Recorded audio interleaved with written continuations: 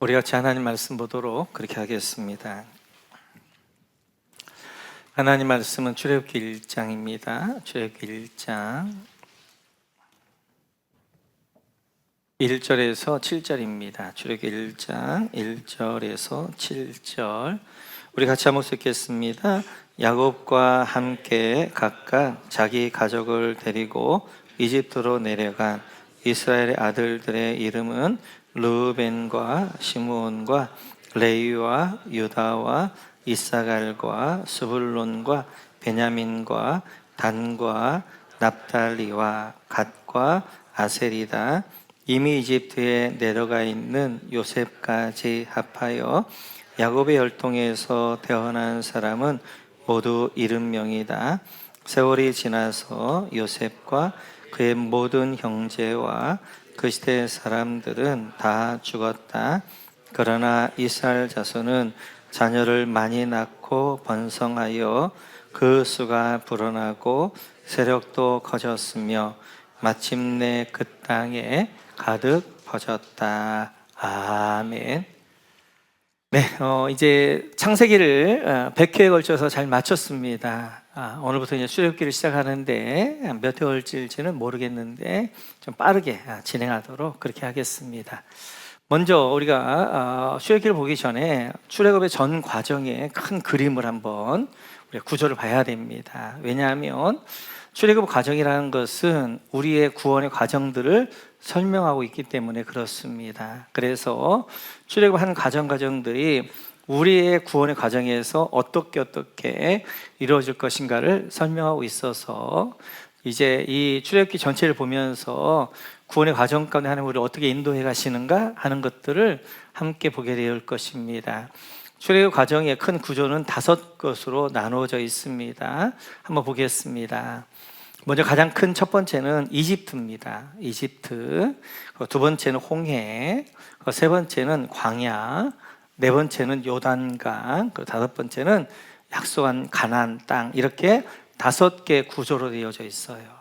이 5개 구조들이 한 부분 한 부분들이 우리 구원의 과정들을 잘 설명해내고 있습니다.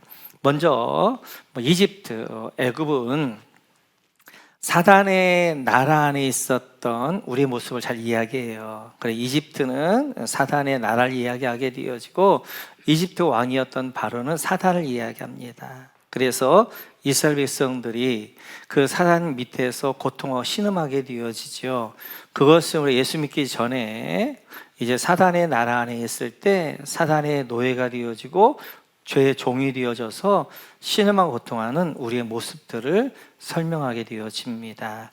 출애굽기 3장을 보면 이렇게 말씀하게 되어지는데 같이 읽죠. 시작. 주님께서 다시 말씀하셨다.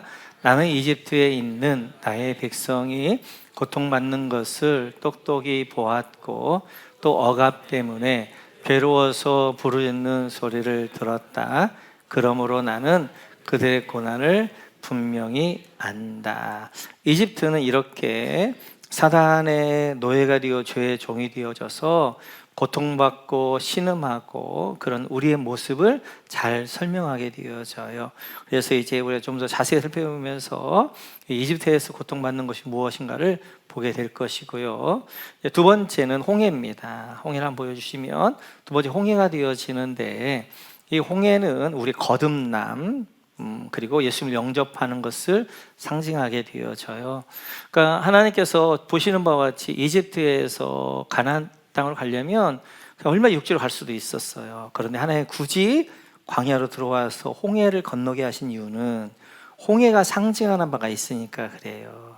왜냐하면 하나님께서는 얼마나 엄청난 일을 하셨어요. 홍해를 가르시고 그 맨 땅으로 걷게 해야 되는데 그 힘든 일을 왜 하시느냐. 홍해가 갖는 구원의 과정에 설명해 내야 될 것이 있으니까 그런 거예요. 이 홍해는 바로 우리의 거듭남, 중생, 다시 태어남을 이야기하게 되어져요. 이스라엘 백성들이 이제 그래서 이 홍해는 세례를 이야기합니다. 이스라엘 백성들이 이제 홍해라는 물속에 들어가지요. 물 밖으로 나오게 되어지죠. 우리가 세례 받을 때도 마찬가지잖아요. 그래서 우리가 이제 물속에 잠겼다가 물속에 나오는 것이 세례인 것처럼 지금은 이제 약식으로 이렇게 주지만 원래 세례는 물속에 들어갔다가 나오는 것입니다. 그러니까 지금 이집트에 있을 때 사단의 노예였고 죄의 종이었던 이스라엘 백성들이 홍해란 물속에 들어가는 거예요. 그러면서 그들이 죽는 거예요. 종이었던 그들의 과거는 죽는 것이고 홍해를 나오면서 어떻게 하냐 부활하는 거예요. 새로운 하나님의 백성으로 하나님의 자녀로 새롭게 태어나는 거예요.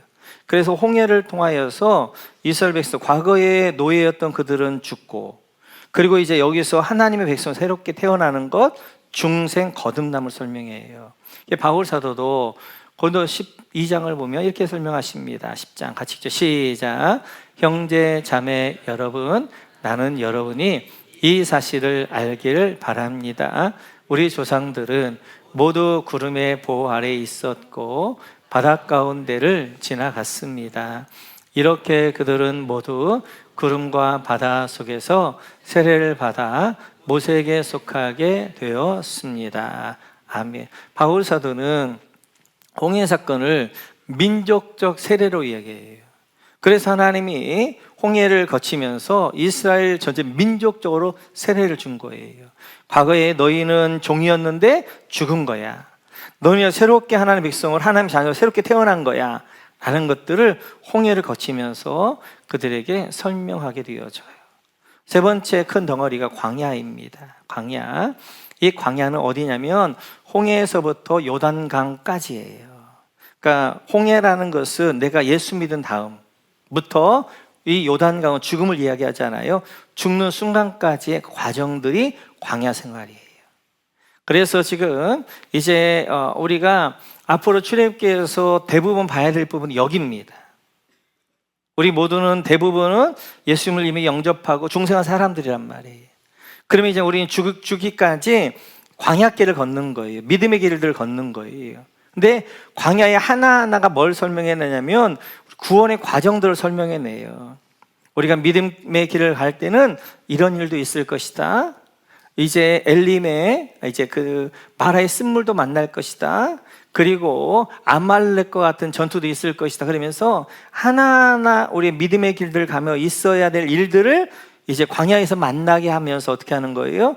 너희들의 믿음의 길을 할 때 이런 일들이 있을 터인데 그런 일이 있을 때마다 출애굽 과정을 보면서 아 그때는 이렇게 해야 되는구나 이렇게 해야 되는구나 그런 것들로 보여주시게 되어져요. 그래서 이 광야에서 가장 중요한 것이 뭐냐면 광야 1세대가 죽는 것입니다.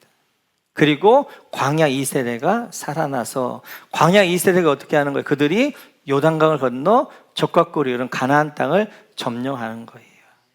그러니까 하나님이 우리를 예수 믿고 구원받은 다음에 죽기 전까지 가장 중요한 게 뭐냐면 내 안에 광야 1세대와 같은 모습, 옛 자아, 옛 죄의 옛 속성들을 죽이는 거예요. 그리고 내 안에 다시 새로운 사람을 거듭나게 되어진 새 사람, 성령의 사람으로 만들어가는 과정이 광야란 말이에요. 그래서 그 광야길 가운데에서 우리가 때때로 어려움도 만나고 여러 가지 만나면서 어떻게 하는 거예요? 내 안에 옛 자아, 옛 소성, 옛 죄의 모습은 죽고 그리고 다시 이제 그리스도와 함께 살아나는 부활의 모습으로 다른 모습으로 만들어 가시는 것이 광야란 말이에요. 그래서 갈라디아에서 보면 바울 사도가 이렇게 이야기합니다. 같이 읽죠. 시작. 나는 그리스도와 함께 십자가에 못 박혔습니다.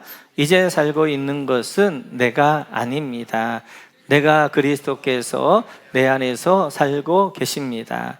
내가 지금 육신 안에 살고 있는 삶은 나를 사랑하셔서 나를 위하여 자기 몸을 내어주신 하나님의 아들을 믿는 믿음 안에서 살아가는 것입니다. 아멘. 이 고백의 사람으로 나는 죽고 내 안에 그리스도 살아난 사람으로 만드는 과정이 광야의 과정이란 말이에요. 광야의 과정.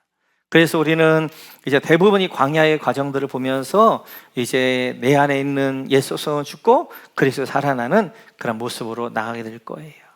이 광야에서 중요한 것이 또 하나가 있는데 그것이 바로 만나를 주셨다는 거예요. 만나.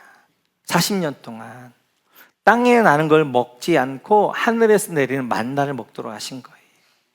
이제는 거듭난 하나님의 백성들은 땅에서 나는 걸 먹는 백성이 아니라 하나님이 주시는 것, 하나님의 말씀, 하나님의 은혜 먹고 사는 백성이다, 하늘 바라보고 사는 백성이다라는 것들을 사신자가 계속해서 말씀해 주게 되어지는 거예요. 이걸 놓치면 안 되는 거예요. 그래서 사람이 떡으로만 살 것이 아니요 하나님의 입에 나오는 말씀, 하나님의 은혜로 살아가는 삶이다 라는 것들을 광야길 가운데 계속 가르쳐 주시는 거예요. 광야는 춥고 덥습니다. 광야는 많은 독충들이 있어요. 그리고 광야는 모든 것이 죽어있는 땅이에요. 험난한 곳이에요. 그럼에도 불구하고 광야길을 걸을 수 있는 것은 하나님의 불기둥과 구름기둥 저들을 보호하시고 인도하시는 거예요. 그리고 광야의 세 번째 특징은 불기둥과 구름기둥입니다. 하나님께서 이제 불기둥으로 밤에는 이제 추위로부터 막아주시고, 하나님의 구름기둥은 낮에 그 해로부터 뜨거움으로부터 막아주시고, 그리고 수많은 독충들, 불뱀과 전갈과 독충들로부터 불기둥과 구름기둥이 저들을 보호하시고, 저들이 갈 길을 알지 못할 때 불기둥과 구름기둥이 저들을 인도해 가게 되어지는 거예요.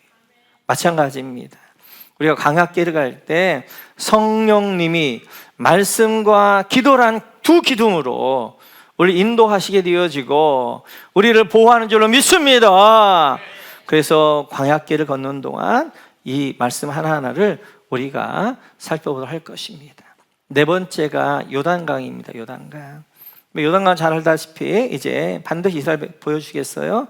이스라엘 백성들은 요단강을 건너서 어떻게 하냐, 광야를 지나 요단강을 건너 가나안 땅에 들어가는 거예요. 우리가 야곱의 죽음을 살펴봤던 것처럼 야곱이 빨리 갈 수 있는 것은, 죽은 다음에 빨리 갈 수 있는 것은 해안길이었단 말이에요. 해안길로 가지 않고 야곱의 시신이 어디로 가는 거예요? 요단 동편 땅에 가는 거예요. 왜냐하면 요단강을 건너야 돼요. 요단강을 건너서 약속의 땅 가나안 땅으로 들어가는 거예요. 출애굽한 이스라엘 백성도 마찬가지, 광야에서 바로 올라가면 된단 말이에요. 그러나 그렇게 가지 않고 돌아 요단 동편 땅에 가게 하신 이유는 그들은 반드시 요단강을 건너서 어디예요? 가나안 땅에 들어가야 되니까. 모든 패턴이 다 마찬가지. 아브라함이 갈 때, 우리 올 때도 어디에 하는 거예요? 요단강을 건너서 가나안 땅에 들어옵니다. 야곱이 하란에서 올 때도 마찬가지예요. 이제 야복강 숫곳에서 이제 요단강을 건너서 아담 브릿지를 건너서 세겜에 들어가는 거예요. 출 바벨론한 이스라엘 백성도 마찬가지예요. 바벨론에서 어떻게 하는, 와서 요단강을 건너서 가나안에 들어가는 거예요. 이 가나안은 적과 끓이는 땅은 하나님 약속한 하나님 나라를 이야기하게 되어져요. 거기를 가기 위해서 반드시 요단강 죽음을 건너게 되어져. 그래서 요단강 건너가 만나리, 그렇게 찬양도 있잖아요. 요단강 죽음을 이야기하는 거예요. 다섯 번째가 이제 가나안 땅인데, 이 가나안 땅은 하나님의 약속한 약속의 땅, 적과 꿀이 흐르는 땅, 우리가 가야 되는 영원한 나라, 영원한 천국을 상징하게 되어집니다. 이렇게 큰 구조, 5구조를 가지고 우리가 하나하나씩 이제 출애굽기를 살펴볼 거예요. 자, 출애굽할 준비되었습니까? 네, 이제 함께 출애굽기를 이제 출발할 터인데 서론부터 볼 거예요. 출애굽기의 저자는 모세입니다. 모세. 그래서 모세가 기록한 성경에 5권이 있어요. 그 5권을 가리켜서 모세오경 그럽니다. 그래서 창세기, 출애굽기, 레위기, 민수기, 신명기가 모세오경이 되어져요. 그 모세오경 가운데 시간, 역사가 흐르는 성경이 3성경이 있어요. 창세기, 출애굽기, 민수기, 이렇게 제가 보면서 계속 여호수아 이렇게 나갈 것입니다.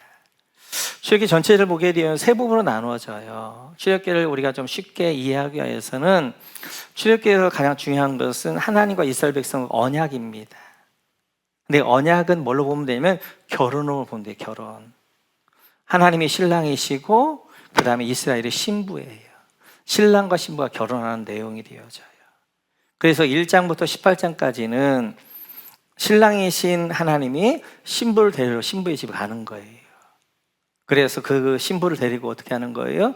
이제 신랑이 자기 집으로 오는 거예요. 그 자기 집이 어디에? 시내산이에요. 시내산. 그래서 1장부터 18장까지는 신랑이신 하나님이 신부 이스라엘을 어떻게 하는 거예요? 애굽에서 건져서 시내산까지 오는 거예요. 그 다음에 두 번째 부분은 19장부터 34장까지 시내산에서 언약을 맺는 거예요. 언약을 맺는 것은 결혼식이에요. 결혼식. 결혼식을 할 때 결혼에는 언약적 의무가 있는 거예요. 신랑은 신랑의 의무가 있고 신부는 신부가 의무가 있는 거예요. 신랑은 어떤 의무가 있는 거예요? 신부를 책임지는 거예요. 그래서 19장에 보면 너희가 나와 함께 언약을 맺으면 내가 이렇게 하겠다라고 말씀하시는 거예요. 그러면 신부의 의무는 뭐예요? 신부의 의무는 신랑만을 사랑하는 거예요. 근데 신랑을 어떻게 사랑할 것이냐, 신랑을 어떻게 섬길 것이냐 하는 것들을 자세히 설명하고 있는 것이 바로 19장의 언약을 맺고 20장의 10계명부터 나오는 거예요. 하나님을 섬기되 어떻게 섬길 것인가에 대한 구체적인 것들을 주신 것이 10계명 10가지 계명을 가지고 계속 풀어낸 것이 34장까지예요. 그래서 이제 그래 신부가 신랑을 섬기고 사랑하되 어떻게 섬길 것인가, 그래서 그 법을 주신 것이 이제 34장까지고 35장부터 40장까지는 신랑과 신부가 이제 결혼해서 뭐 하는 거예요? 신부와 함께 살아야 되는 거예요. 그 35장부터 40장까지는 성막에 관한 이야기, 성막. 그리고 마지막에 그 성막에 누가 오는 거예요? 신랑과 신부가 함께 사는 거예요. 하나님의 영광을 가득하게 되어지는 거예요. 출애굽기 끝. 쉽지요? 어렵지 않아요? 저렇게 하나님과 이스라엘 백성이 결혼하는 거예요. 신랑이 가서 신부를 데려오는 것이고 신의 사람과 함께 결혼하는 것이고 그리고 함께 사는 것. 이게 출애굽기란 말이에요. 출애굽기. 자, 오늘 출애굽기 이제 여러분 보시면 창세기 50장을 보세요. 그리고 딱 넘기면 출애굽기 1장이란 말이에요. 50장에서 1장까지 한 장인데 시간적으로는 몇 년 걸리는 거예요? 400여 년의 시간이 걸린단 말이에요. 창세기 끝하고 출애굽기 1장 1절하고 시간이 400년의 시간이 걸립니다. 말라기를 한번 보시겠어요? 말라기 4장에서 이제 구약이 끝나게 되어지고 그걸 마태복음으로 딱 넘기면 한 장이란 말이에요. 말라기 4장에서 마태복음 1장까지 시간이 얼마나 시간이 걸려요? 400년의 시간이 걸려요. 400년의 시간. 그래서 창세기 끝나고 출애굽기 1장까지의 사이와 말라기하고 마태복음 구약과 신약과의 사이가 400년의 시간이 걸리는데 그 400년의 시간이 비슷한 게 굉장히 많습니다. 그 중에 첫 번째가 뭐냐면 하나님이 침묵하셨다는 거예요. 오늘 창세기 50장을 끝나고 그 다음에 출애굽기 1장까지 하나님이 400년 동안 침묵한 말씀이 없어요. 그러니까 성경에 기록되지 않은 거예요. 400년 동안 하나님의 아무런 말씀이 없어요. 아무런 말씀. 마찬가지 말라기 4장에서 마태복음 1장으로 한 장인데 구약 끝나고 신약까지 중간기가 400년인데 이때 하나님이 아무런 말씀이 없어요. 침묵하셔요. 그러면 하나님의 침묵은 빈칸인가 여백인가 하는 거예요. 하나님 말씀하지 않았던 그 400년은 빈칸, 비어버린 시간인가 아니면 하나님의 여백인가. 빈칸과 여백의 차이는 빈칸은 비어있는 공간이고 여백은 뭔가 메시지와 의미가 있는 거예요. 그러면 지금 창세기에서 출애굽기까지 400년 그리고 말라기에서 마태복음까지 400년 그게 빈칸이냐 여백이냐? 여백입니다. 여백. 그 안에 하나님의 엄청난 메시지와 의미가 있게 되어져요. 화가들이 그림을 그릴 때 가장 먼저 뭐냐면 여기다가 어떻게 그릴 것인가가 아니라 어떤 부분을 좀 비울 것인가 여백을 먼저 생각한다는 거예요. 제가 우리 건축을 하는 건축 설계사하고 만나가지고 이야기하는데 건축 설계가 이렇게 이야기하더라고요. 목사님, 저는 건축을 할 때 가장 먼저 비울 공간들을 여백을 먼저 생각합니다. 그리고 그 여백을 먼저 정한 다음에 거기다가 채워 넣습니다. 이야기하는 거예요. 그러니까 먼저 뭘 채울 것인가를 생각하게 되면 나중에 보게 되어지면 답답하게 되어지고 공간들이 죽어있는 공간이 된다는 거예요. 저는 그 말이 너무나 내 마음에 들어가지고 합시다. 그래 함께 이제 설계를 해나갔던 것이 이 공간이에요. 그러니까 처음에 어르신들은 좀 이해가 안 되는 거예요.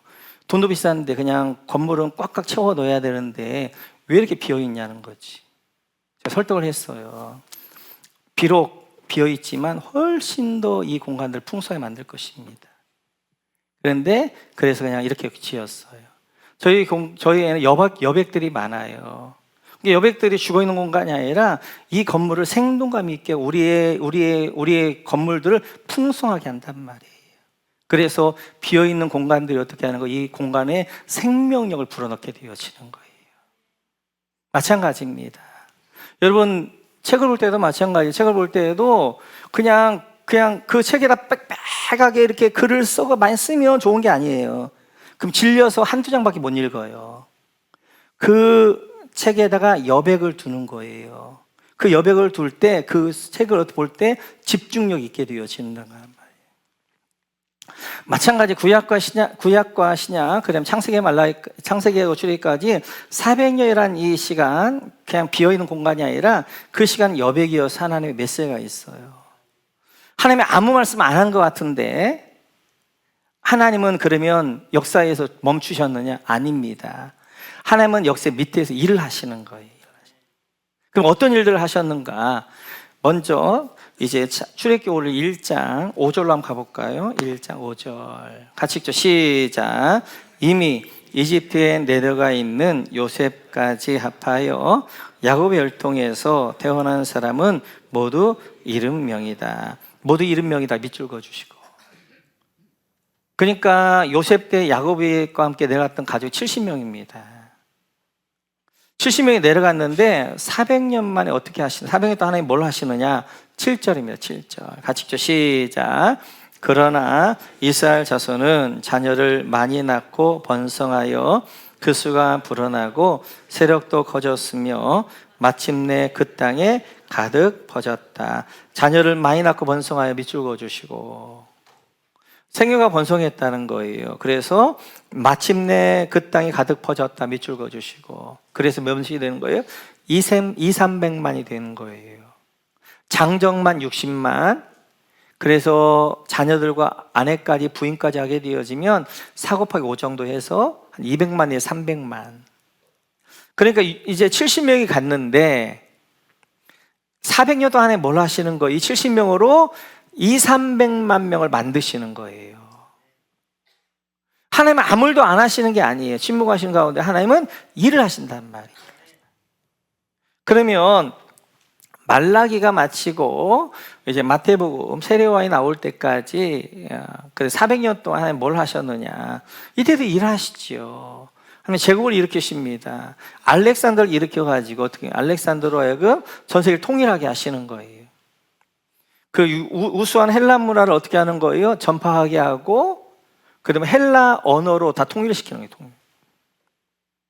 그리고 이제 그래도 다시 시절을 일으켜서 어떻게 하냐? 로마를 통하여서 팍스 로마, 평화의 로마 시대를 만드는 거예요.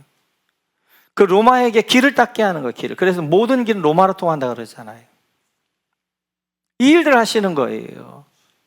그래서 이제 팍스 로마, 평화의 이 로마의 시대에 로마가 닦아놨던 그 길로 바울 사도하고 사도들이 어떻게 하는 거예요? 복음을 들고 헬라 언어로 어디 가든지 전할 수 있는 길을 만들어서 급속도로 바울 시대에 유럽의 전역까지 복음이 증거될 수 있는 길들을 만드셨단 말이에요. 이렇듯이 하나님이 침묵하시는 것 같고 아무 말씀 안 하는 것 같은데 하나님 그냥 그러면 가만히 계시느냐? 아닙니다. 하나님은 밑에서 하나님의 일을 하시는 거예요. 일을 하시는 거예요. 뿐만 아니라 하나님은 준비하시는 일을 하셔요. 준비. 그래서 창세기와 출애굽기 400년 동안 뭐 하는 거예요? 출애굽시킬 모세 구원자를 준비하시는 거예요. 이제 모세가 나올 수 있도록 그 혈통들을 만드시고 준비하였다가 이 모세로 하여금 출애굽하게 하시는 거예요. 마찬가지예요. 구약과 신약의 그 400년 동안 하나님 뭘 하시느냐? 바로 메시아, 구원자, 예수님. 제2의 출애굽, 제2의 모세. 그래서 온 인류를 죄악 가운데 구원하실, 바로 출애굽하실 메시아를 준비하는 일들을 한단 말이에요. 이렇듯이 우리가 때때로 이런 생각이 듭니다. 왜 하나님 가만히 계세요? 왜 하나님 아무 말씀이 없으세요? 왜 하나님 내 안에 일하지 않으세요? 라고 우리가 생각할 때가 있어요. 그런데 하나님은 우리의 눈에 보이게는 말하지 않고 일하지 않는 것 같아도 하나님은 새 길을 열어가시고 새 일을 준비해 가시게 되어지고 구원을 준비해 가게 되어지고 하나님의 약속을 이뤄가신 줄로 믿습니다. 하나님 그렇게 하시는 거예요. 그래서 하나님은 지금 우리의 상황 가운데 때때로 그런 분들 계실 거예요. 왜 하나님은 침묵하시나? 왜 하나님은 내 기도에 응답하지 않나? 왜 하나님은 아무런 반응이 없나? 아닙니다. 하나님 밑에서 준비해 가시고 일하시게 되어지고, 때가 되어지면 그것이 때때로 한 달이 걸리기도 하고 1년이 걸리기도 하고 10년이 걸리기도 하고, 때가 되어지면 하나님이 일을 해나가시는 것들을 보게 되어져요. 우리 가운데 이런 하나님의 일하심들을, 역사를 경험해 가시길 주의 이름으로 축원합니다. 뿐만 아니라 오늘 창세기 1장으로 한번 넘어가 보시겠어요? 창세기 1장 1절입니다. 창세기 1장 1절 우리 같이 읽죠. 시작. 태초에 하나님이 천지를 창조하셨다. 아멘. 창세기 1장은 천지 창조를 시작합니다. 웅장하지요. 화려하지요. 하나님이 아무것도 없던 곳에 이제 하늘, 우주가 열려라 그때 우주가 열리게 되어지고, 땅이 생겨 땅이 생기게 되어지고, 궁창 위물과 아래물을 나누니까 날리게 되어지고, 이렇듯이 어떻게 하는 거예요? 천창조를 시작하는 거예요. 화려하게 시작하는 거예요. 그런데 50장을 한번 넘어가 보시죠. 50장. 창세기 50장입니다. 끝. 이제 26절. 26절 같이 읽죠. 시작. 요셉이 110살에 세상을 떠나니 사람들은 그의 시신에 방부제 향재료를 넣은 다음에 이집트에 그를 입관하였다. 창세기의 끝은 죽음으로 끝나는 거예요. 죽음. 창세기의 처음의 시작은 창대하게 시작하는 거예요. 천지창조로. 근데 끝은 죽음으로 끝나는 거예요. 그런데 그 죽음 가운데 뭐 하냐면 입관하는 걸로 끝나요. 입관. 우리 지난주에 살펴봤던 것처럼 이제 천지창조를 해서 했지만 죄가 들어오게 되어졌고, 그 죄로 말미암아 죽음이 들어왔고, 죽음이 들어왔지만 이 땅에 우리가 가야 될 땅이 살아야 될 땅이 아니고 우리가 영원히 가야 될 하늘나라가 있다는 것들을 보여주기 위해서 입관하는 것으로 끝낸단 말이에요. 하늘나라를 바라보게 하는 걸로 끝난단 말이에요. 이런 창세기는 천지창조라는 이제 창대하게 시작했지만 끝은 죽음으로 끝납니다. 출애굽기는 1장 11절 한번 보시겠어요? 1장 11절 같이 읽죠. 시작. 그래서 이집트 사람들은 이스라엘 자손을 부리는 공사 감독관을 두어서 강제 노동으로 그들을 억압하였다. 이스라엘 자손은 바로가 곡식을 저장하는 성읍 곧 비돔과 라암셋을 건사한 일에 끌려 나갔다. 강제 노동 그들을 억압하였다. 밑줄 그어주시고, 출애굽기 시작은 고통과 억압과 신음으로 시작해요. 그 백성들이 노예가 되어집니다. 강제 노동을 하게 되어집니다. 억압받습니다. 신음 가운데 있습니다. 그런데 출애굽기 40장을 한번 넘어가 보시겠어요? 40장 34절 같이 읽죠. 시작. 그때 구름이 회막을 덮고 주님의 영광이 성막에 가득 찼다. 아멘. 주님의 영광이 성막에 가득 찼다. 밑줄 그으시고 영광에 동그라미 쳐주시고, 주의 끝은 영광으로 끝납니다. 영광. 신음하는 그 백성들을 출애굽에서 하나님 어디로 인도하시는 거예요? 영광으로 인도하시는 거예요. 하나님의 임재 가운데, 하나님의 영광 가운데 임재하는 거예요. 출애굽기는 처음 시작은 미약합니다. 나중은 하나님의 영광 창대케 되어지는 거죠. 우리가 출애굽이 구원의 전부로 생각하는 경우가 있어요. 아닙니다. 출애굽은 구원의 시작이에요. 시작. 그래서 구원은 뭐뭐로부터의 구원이 있고요, 뭐뭐로의 구원이 있어요. 그래서 출발은 애굽으로부터의 구원이에요. 죄로부터의 구원이에요. 그것은 구원의 시작의 시작. 끝은 가나안으로의 구원이에요. 하나님의 나라로의 구원이에요. 그래서 출애굽 때문에 우리 어디까지 가야 되는 거예요? 하나님의 나라까지, 가나안까지 가야 되는 거예요. 가나안까지. 그 가나안은 뭐예요? 하나님의 영광이에요. 하나님의 풍성함이에요. 충만함이에요. 그리로 우리 인도하는 거예요. 우리는 출애굽기를 통하여 반드시 출애굽해야 됩니다. 첫 번째 출애굽은 사단의 나라에서 출애굽해야 되는 거예요. 근데 우리는 많은 분들은 적어도 그 출애굽은 이미 이뤘어요. 예수님을 영접하게 되었고 더 이상 사단이 나의 왕이야, 예수님이 나의 주님이라 고백했던 사람이란 말이에요. 그래서 사단의 나라로부터의 출애굽은 이뤘어요. 그런데 더 큰 출애굽이 있어요. 그것이 바로 내 아픔과 상처로부터의, 사단의 견고한 진노로부터의 출애굽이에요. 우리는 이제 사단의 나라에서 나왔지만 계속해서 어떻게 하는 거예요? 사단의 지배를 받는 거예요. 죄의 지배를 받는 거예요. 그리고 그 영향력 아래 있어요. 내 삶을 완전히 무너뜨렸던 그 어떤 사건, 나의 정체성을 완전히 무너뜨렸던 그 어떤 사람, 지금도 그만만 생각하면 치가 떨리는 그 어떤 말, 이러한 상처들이, 이런 아픔들이 계속해서 거기에서 우리가 출애굽하지 못하고 거기에 그냥 묶여 있어서 우리가 좀 믿음으로 좀 살아가려고 그러면 그것이 딱 떠오르면 내가 다시 한번 푹 무너지게 되어지고 다시 한번 묶이게 되어지고 하나님의 자유함 가운데, 하나님의 은혜 가운데 나가려고 그러면 그 어떤 사람이 내 삶을 무너뜨려버리고 그 사건이 다시 떠오르면서 다시 내 삶을 무너뜨려버리고 그 말들이 떠오르면서 다시 내 삶을 무너뜨리는 그 어떠한 것들, 그 애굽에 묶여있는 사람들이 많단 말이에요. 그 이집트에 묶여있는 사람들이 많단 말이에요. 그래, 그 안에서 이제 신음하고 고통하는 그 백성들, 그 안에서 난 안 돼 절망하는 그 백성들, 적어도 이제 사단의 나라에 우리는 구원받았다면 이제는 다시 사단의 묶임 가운데 우리는 구원받아야 되고 그 묶임을 끊어내야 되고 그 묶임부터 출애굽해야 된단 말이에요. 그런데 많은 분들이 영적인 사단의 나라에 출애굽했지만 그러나 그 아픔과 상처, 그 견고한 진, 그 죄, 그로부터는 출애굽을 못해가지고 늘 그것에 매여서 어떻게 하는 거예요?